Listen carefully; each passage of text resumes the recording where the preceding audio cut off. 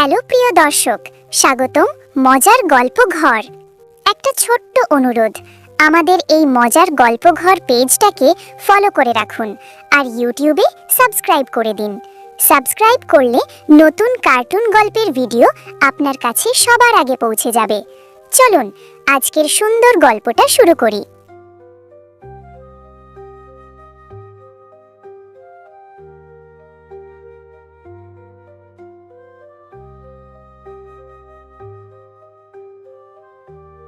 গ্রামের নাম কাশীপুর। সবুজ ধানক্ষেত, পাখির ডাক আর কাঁচা রাস্তার ধুলোয় ভরা শান্ত এক গ্রাম।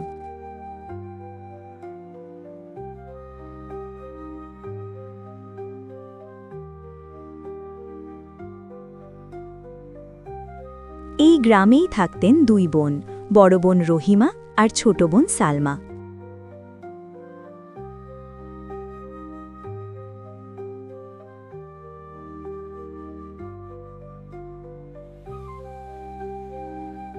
রহিমা ছিলেন ধনী, স্বামী রেখে গেছেন বড় জমি, দালান বাড়ি, গরু ছাগল সবকিছু, কিন্তু তার স্বভাব খুব অহংকারী।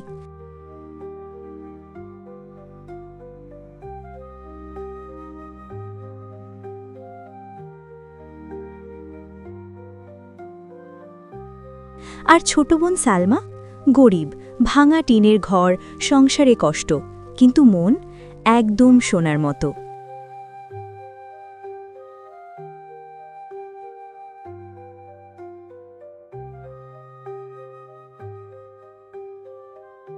একদিন বিকেলে গ্রামের মহিলারা উঠোনে বসে কথা বলছিল।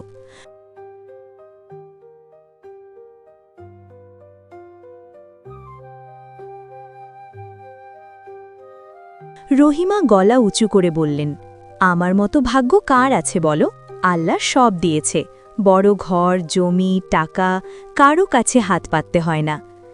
আপার ছোট বোন তো অনেক কষ্টে আছে। কষ্টে থাকলে আমার কি, নিজের ভাগ্য নিজেকেই বানাতে হয়। ওদিকে সালমা নিজের ঘরে বসে ছেঁড়া কাপড় সেলাই করছে।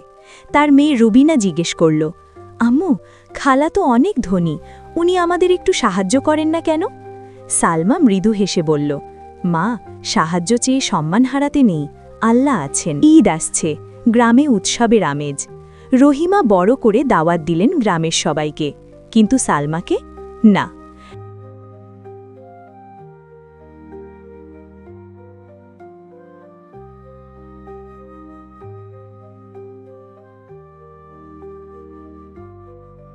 এক প্রতিবেশী জিজ্ঞেস করল, আপা, ছোট বোনকে ডাকবেন না? রহিমা বিরক্ত হয়ে বললেন, ওদের ছেঁড়া কাপড়ে আমার মান-সম্মান থাকবে?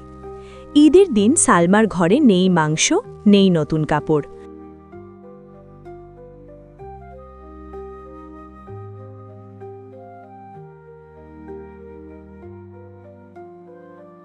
রুবিনা কাঁদতে কাঁদতে বলল, আম্মু, সবাই মাংস খাচ্ছে।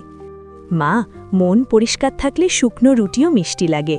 ওদিকে রহিমার বাড়িতে বিশাল আয়োজন।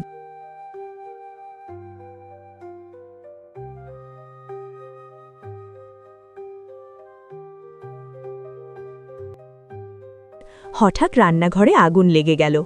সবাই চিৎকার, পানি আনো, পানি! কেউ ঠিকভাবে সাহায্য করছিল না। সালমা খবর শুনে দৌড়ে এলো।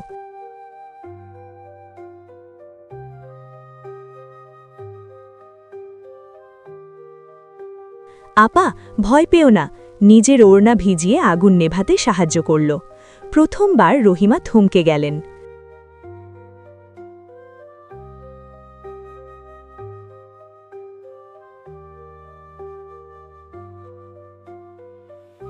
কয়েক মাস পর রহিমা অসুস্থ হয়ে পড়লেন।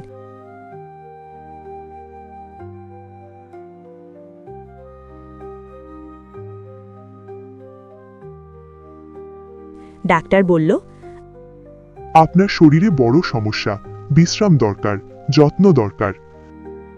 যারা প্রতিদিন তার বাড়িতে যেত তারা আসা বন্ধ করে দিল।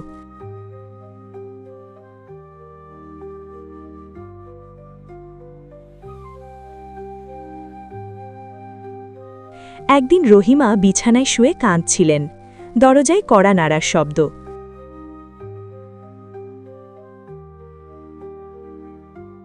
আপা দরজা খোলো। সালমা। সে বলল, আপা আমি ভাত রান্না করে এনেছি। রহিমা কাঁপা গলায় বললেন, আমি তোকে কত অপমান করেছি।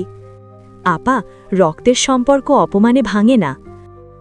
রহিমা বুঝতে শুরু করলেন, যাদের তিনি দামি শাড়ি টাকা দিতেন তারা কেউ পাশে নেই।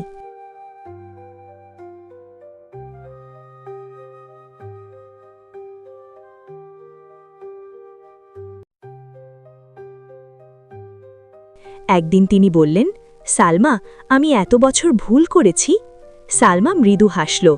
ভুল করলে শোধরানোর সময় থাকলেই মানুষ বড় হয়। রহিমার চোখ দিয়ে জল গড়িয়ে পড়ল।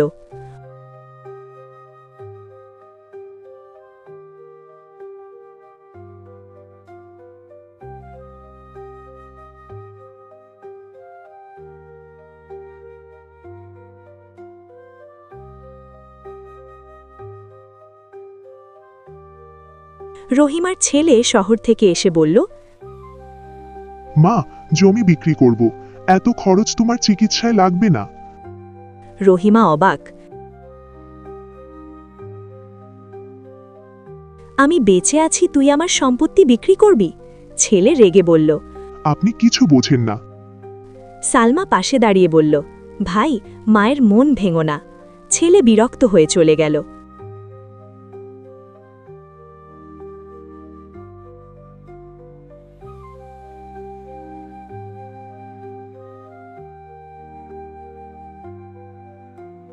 রহিমা কাঁদতে কাঁদতে বললেন, আমার অহংকারই আজ আমাকে একা করে দিল। ধীরে ধীরে রহিমা সুস্থ হতে লাগলেন।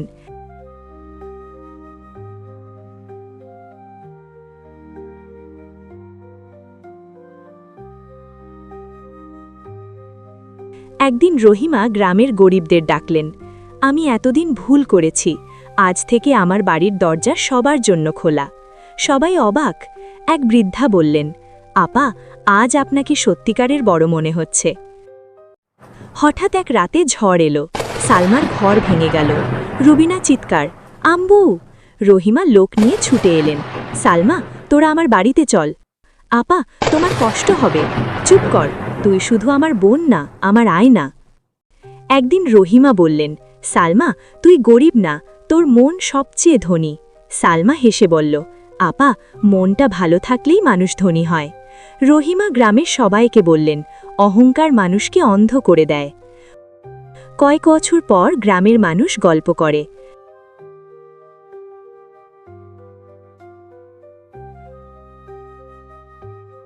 আগে রহিমা আপা কেমন ছিলেন জানো? এখন তিনি সবার মা। রহিমা উঠোনে বসে বললেন, আমার জীবন আমাকে শিখিয়েছে টাকা বড় না, মানুষ বড়। সালমা পাশে বসে মুচকি হাসে। রুবিনা বলল, আম্মু দাদির গল্প সবাই জানে। সালমা আকাশের দিকে তাকিয়ে বলল, মানুষ ভুল করে, কিন্তু বদলে গেলে সেই মানুষই সেরা হয়। অহংকার মানুষকে একা করে দেয়, আর শান্ত হৃদয় মানুষকে জয়ী করে।